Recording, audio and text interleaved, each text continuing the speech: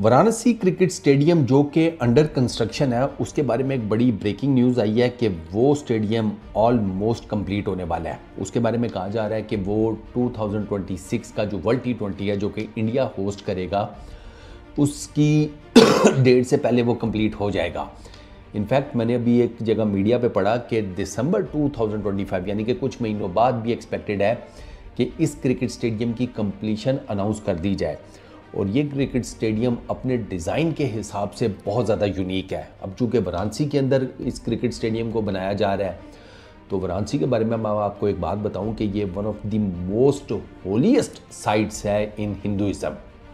हिंदू धर्म की जो 3 मेन डाइटीज़ है ना, उनके लॉर्ड विष्णु, ब्रह्मा और शिवा।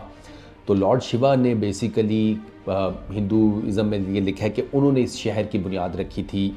ये शहर बनारस भी कहलाता है, ये शहर काशी भी कहलाता है।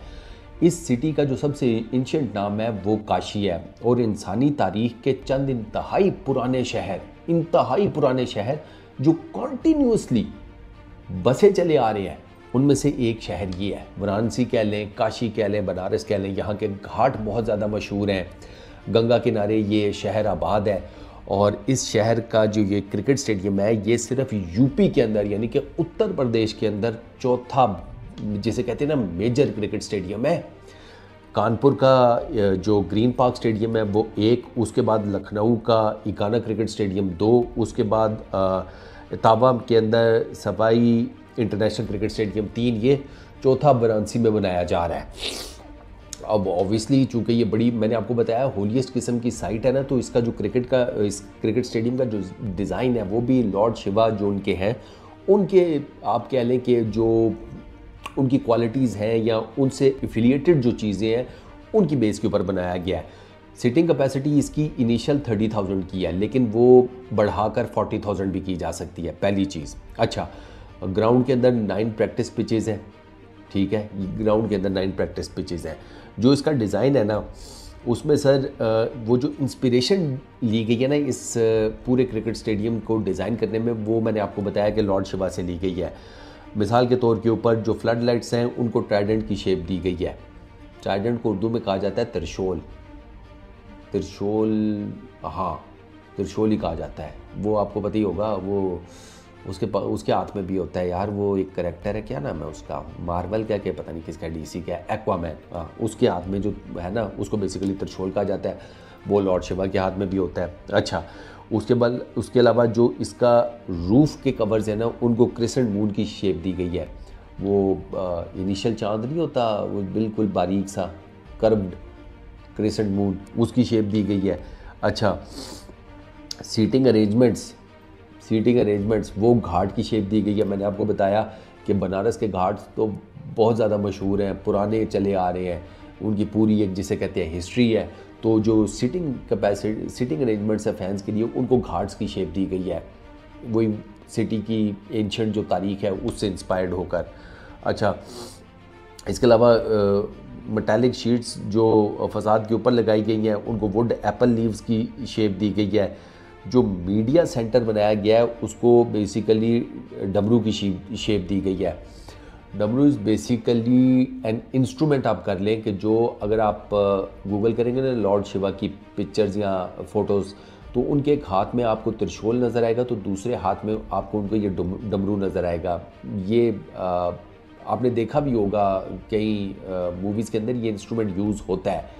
तो ये आप इसको I don't know musical instrument कहते हैं या किस तरीके से है, बट ये मैंने देखा हुआ है, तो आई नो कि इसकी शेप किस टाइप की है। वो अब ज़ाहिर बात है, इंडियन क्रिकेट फैन ज़्यादा बेहतर बता सकते हैं कि ये इंस्ट्रूमेंट जो है ये किस लिए यूज़ होता है और इसकी क्या इंपॉर्टेंस है। तो उसको स्टेडियम में जो मीडिया सेंटर है उसको इस डमरू की शेप दी गई है। अच्छा, एडवांस किस्म का ड्रेनेज सिस्टम है सर। आउटडोर ग्राउंड अलग से है, सफिशेंट कार पार्किंग स्पेस वो अलग से बनाई गई है। वीवीआईपी और वीआईपी जोन वो अलग से बनाई गई हैं, वो 2nd फ्लोर पर बनाई गई हैं साउथ पवेलियन में इस क्रिकेट स्टेडियम के, ठीक है। इस क्रिकेट स्टेडियम में जो 30 एकड़ की लैंड एक्वायर की गई गवर्नमेंट ऑफ उत्तर प्रदेश की तरफ से, सिर्फ वो लैंड ही 121 करोड़ 14 मिलियन डॉलर्स की आई। और जो टोटल कंस्ट्रक्शन कॉस्ट है इस क्रिकेट स्टेडियम की वो है 330 करोड़ 40 मिलियन। और इसका जो फीता काटा गया था वो मोदी जी ने काटा था, और उस टाइम के ऊपर सचिन तेंदुलकर, सुनील गावस्कर, रवि शास्त्री, दिलीप वंसारकर और बाकी बीसीसीआई के रॉजर बिनी, राजीव शुक्ला, जय शाह, काफ़ी इंपॉर्टेंट लोग मौजूद थे जब इस क्रिकेट स्टेडियम का ना जो इफ्तिताह हुआ था। और अगर ये डेफिनेटली चूँकि ऑलमोस्ट कंप्लीशन के एंडिंग के ऊपर है, तो there is every possible chance कि आपको इस क्रिकेट स्टेडियम में वर्ल्ड T20 2026 के कुछ मैचेस भी देखने को मिले। अब ये ना बेसिकली वो डेवलपमेंट है कि जो आप देख रहे हैं कि इससे ना ऑनेस्टली स्पीकिंग आप ये देखें कि अपने कल्चर को, अपनी रीत रिवायत को, अपनी हिस्ट्री को, अपने ट्रेडिशन को और उस गेम को जिसके साथ सबसे ज़्यादा इंडिया के अंदर प्यार किया जाता है, क्रिकेट को, उसको फॉलो किया जाता है। आप ये देखेंगे कितना रिमार्केबल किस्म का ना एक आप क्या कहेंगे, एक कोलैब बनाया गया है हर चीज़ का, कि एक क्रिकेट स्टेडियम हम अपने दी होलियस्ट सिटी के अंदर बनाएंगे और उसको फिर हम शेप देंगे as per our culture, tradition, roots, history, religion, सारा कुछ मिला मिलू के। और मेरे लिए फैसिनेटिंग बात यह है कि यार आप अंदाज़ा करें कि एक सूबे के अंदर ये चौथा मेजर क्रिकेट स्टेडियम बन रहा है।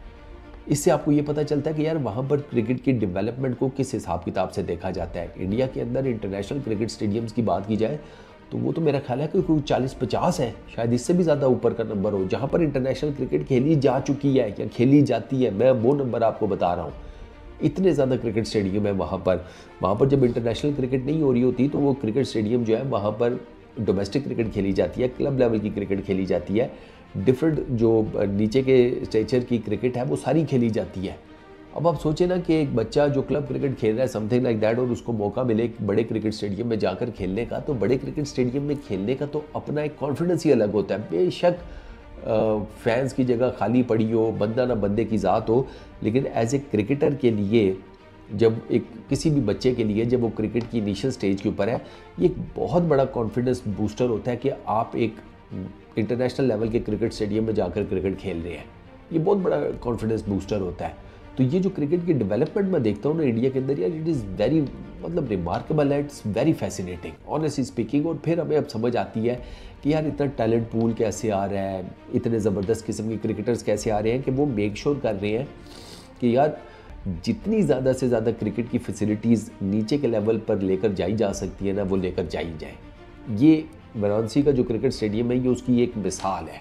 It's one of the basic जिसे कहते हैं एग्जांपल्स जो आप कोट कर सकते हैं। और जब ये क्रिकेट स्टेडियम बनेगा और जब इसमें इंटरनेशनल क्रिकेट स्टार्ट होगी तो फिर आपको इस क्रिकेट स्टेडियम की असल खूबसूरती का अंदाज़ा होगा। क्योंकि मैंने चूँकि थोड़ा बहुत हिस्ट्री पढ़ी हुई है, चीज़ों को मैं पढ़ता रहता हूँ, तो मेरे जहन में ना चूँकि मैंने चीज़ें पढ़ी हुई हैं तो मेरे जहन में एक आइडिया कंसीव हो चुका है कि ये क्रिकेट स्टेडियम किस टाइप का होगा और it will be beautiful. Honestly speaking काफ़ी खूबसूरत क्रिकेट स्टेडियम बनेगा ये, क्योंकि वो डिफरेंट किस्म का आपने आर्ट वर्क किया है ना, तो वो एक टिपिकल क्रिकेट स्टेडियम के तौर पर आपको नहीं नज़र आएगा। तो अब सारी बात है, जब एक चीज़ अच्छी बनी हो तो मेरे ख्याल में उसकी तारीफ़ करनी चाहिए। बेस्ट ऑफ लक जी, इस वीडियो में इतना ही। अपना बहुत ख्याल रखना, नेक्स्ट वीडियो में मुलाकात होगी। Peace out.